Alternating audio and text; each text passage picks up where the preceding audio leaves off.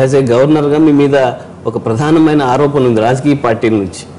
Party ఫిరాయించిన వాళ్లకు క్యాబినెట్లో పదవుల కోసం క్యాబినెట్ పదవులకు అంగీకరించారు నరసింహన్ అని. Sir, I have gone by the constitution, I have gone by the rule book. I don't think I have done anything wrong. అంటే ఢిల్లీ దాకా, రాష్ట్రపతి వరకు, సుప్రీంకోర్టు వరకు వీటిపై న్యాయ పోరాటం కూడా పార్టీలు చేస్తారు. నేను I have gone by what little the constitution tells me, what ever power it gives me. I have consulted the legal experts. దాని తర్వాత చేశాను. So I don't think I have done anything wrong. అంటే ఆ విషయంలో న్యాయపరంగా మీరు వెళ్ళారని చెప్తున్నారు, కానీ రాజకీయంగా గవర్నమెంట్కి సపోర్టుగా గవర్నర్ నిలిచారు అన్నది ముఖ్యంగా టీడీపీ, కాంగ్రెస్ లాంటి వాళ్ళ ఆరోపణ.